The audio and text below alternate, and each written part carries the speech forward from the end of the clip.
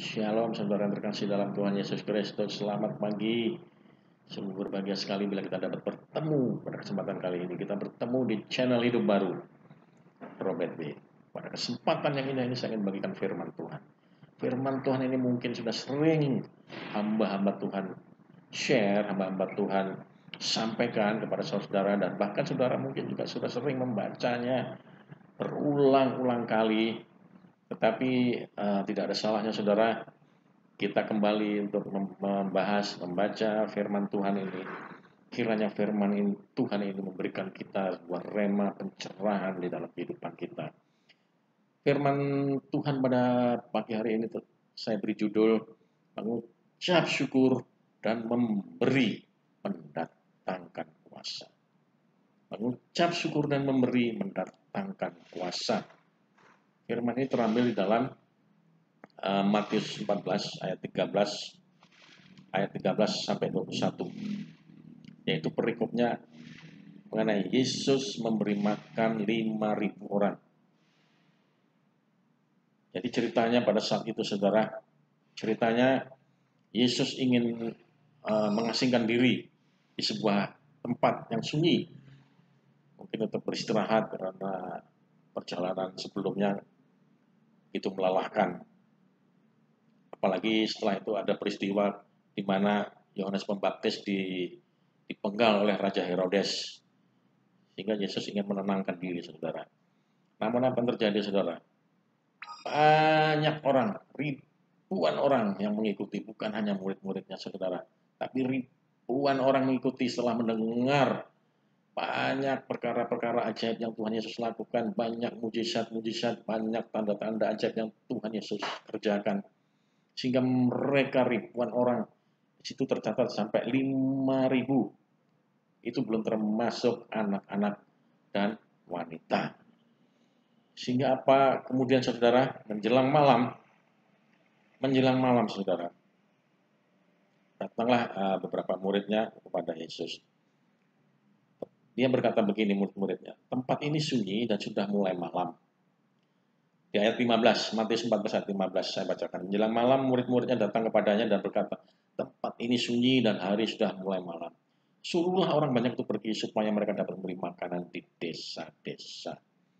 Murid-muridnya sudah juga mengalami lapar saudara, mengalami lapar yang demikian hebatnya, sehingga pada saat itu dia juga ingin menyuruh orang-orang itu pergi untuk membeli makanan, sesuatu yang bisa dibeli di desa-desa sekitarnya. Tapi apa yang terjadi saudara? Apa jawaban Yesus? Yesus mengatakan begini, tidak perlu mereka pergi, kamu harus memberi mereka makan. Yesus mengatakan kamu harus memberi mereka makan. Seandainya mungkin saya ikut pada saat itu saudara, atau kita ikut pada saat itu di bukit itu saudara, mungkin kita juga bingung, makanan dari mana? Di sebuah bukit yang sunyi, jauh dari pedesaan saudara, tapi kita disuruh memberi makan ribuan orang. Ini adalah sepertinya sebuah perkara yang mustahil di dalam pikiran kita, di dalam benak kita saudara. Bukankah begitu? Kemudian salah seorang dari mereka mengatakan, yang ada pada kami di sini hanya 5 roti, 2 ikan. 5 roti, 2 ikan. Tambah tidak masuk akal lagi, saudara. 5 roti, 2 ikan untuk 5.000 orang. Mungkin ada yang dapat sekuku.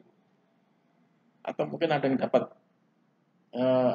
buntutnya ikan.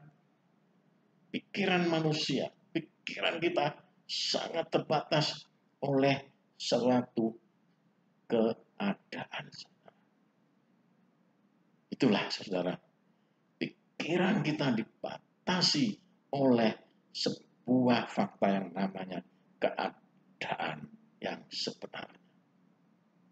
Sehingga kita akan mengatakan juga tambah tidak masuk akal, tidak logik saudara.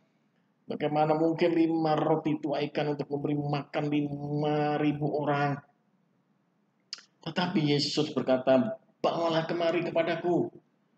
Bawalah kemari kepadaku. Tuhan Yesus berkata demikian. Ya saudara, setelah dibawa apa yang dilakukan Tuhan Yesus, sangat menarik sekali saudara, sangat menarik sekali. Orang-orang itu disuruh duduk di rumput. Kemudian 5 roti 2 ikan itu diambil oleh Yesus. Dia mengenadah ke langit dan mengucap syukur, mengucap berkat saudara. Mengucap berkat, mengucap syukur. Ini saudara yang ingin saya garis bawahi saudara. Saya kasih bold, huruf tebal saudara. Mengucap syukur. Itu yang Yesus lakukan pertama ketika dia menerima 5 roti 2 ikan. 5 roti 2 ikan.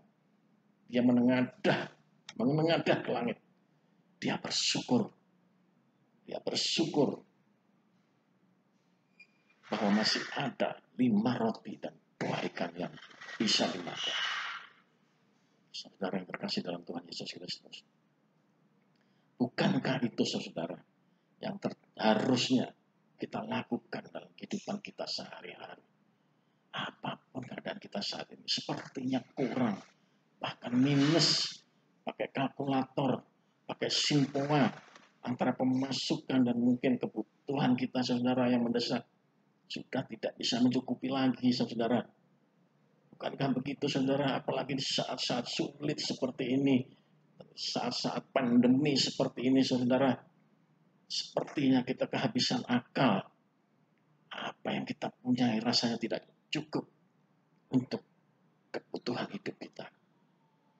Tuhan Yesus ajarkan di sini saudara, satu hal yang pertama dia lakukan, mengucap syukur. Yes, mengucap syukur saudara. Kalau saudara lihat di dalam 1 Tesalonika ayat 5:18, di situ dikatakan, mengucap syukurlah dalam segala hal, sebab itulah yang dikehendaki Allah di dalam Kristus Yesus bagi kamu saudara. Jadi mengucap syukurlah dalam segala hal.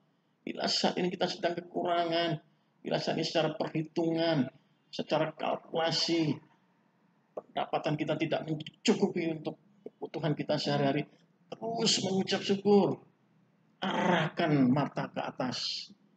Katakan, aku mengucap syukur ya Allah, bahwa masih ada yang bisa kita makan pada kesempatan kali ini, pada kesempatan waktu ini ya Tuhan. Bukankah begitu saudara? Mengucap syukur itu adalah penting dalam segala keadaan. Dalam 1 Tesalonika lagi mengatakan dalam segala keadaan. Artinya kalau keadaan kita kurang, kita pun harus mengucap syukur. Kalau keadaan kita lebih, semua orang juga bisa. Semua orang juga bisa. Gampang, mudah mengucap syukur dalam keadaan semuanya baik-baik. Dalam keadaan semuanya kelebihan, kecukupan. Itu saudara tidak perlu lagi saudara disuruh, saudara pasti bisa mengucap syukur.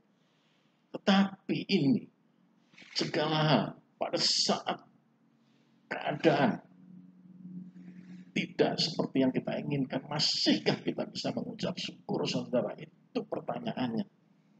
Itu yang dilakukan Yesus. 5 roti 2 ikan tentu tidak cukup. 5 roti 2 ikan tentu tidak cukup. Tapi Yesus mengajari kita mengucap syukur. Haleluya. Amin. Luar biasa saudara. Luar biasa, ini maknanya dalam sekali yang Tuhan Yesus lakukan. Dalam sekali. Oleh karena itu biarlah pada kesempatan kali ini kita terus menaikkan ucapan syukur. Terus menaikkan ucapan syukur kepada Tuhan. Karena itulah yang berkenan bagi Allah. Karena itulah hal yang berkenan bagi Allah dalam Kristus Yesus. Amin.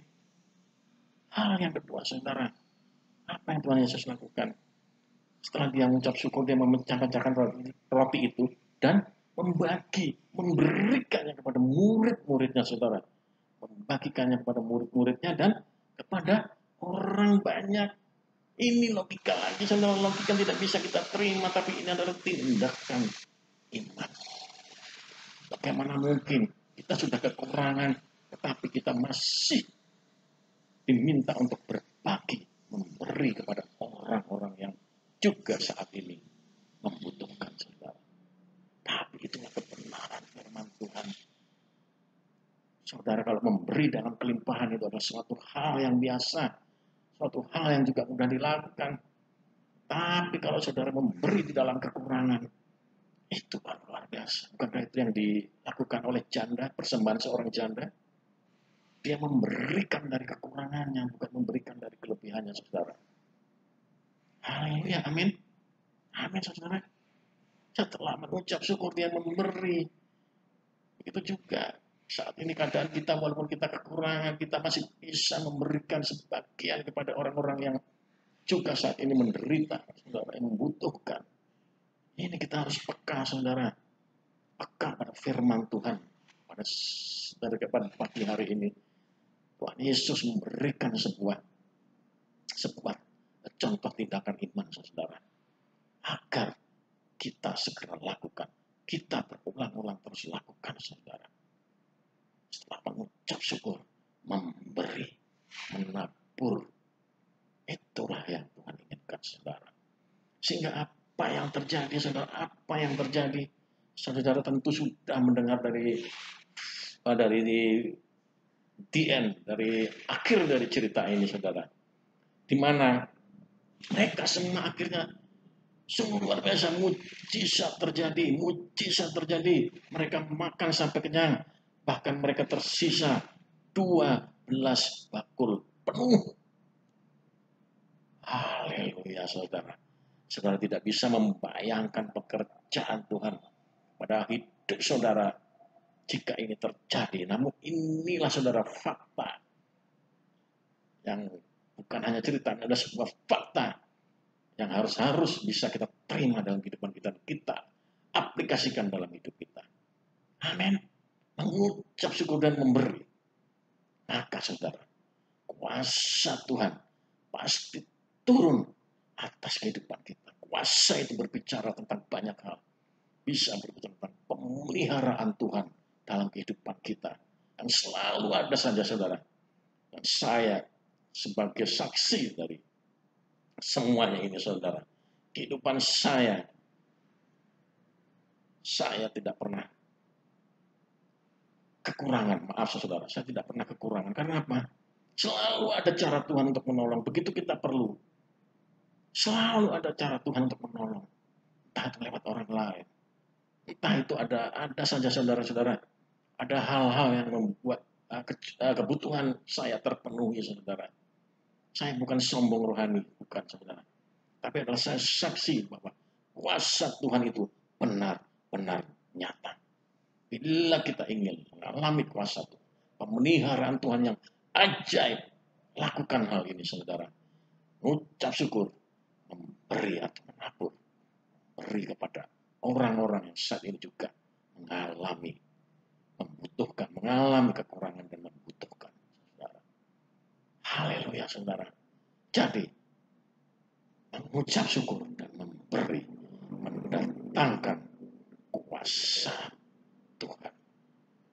Kuasa Tuhan itu adalah pemeliharaan, bukan hanya berbicara tentang mujizat, tapi juga pemeliharaannya yang ajaib di dalam segala situasi. Haleluya, haleluya. Semoga memberkati, saudara. Semoga memberkati. Shalom. Selamat pagi.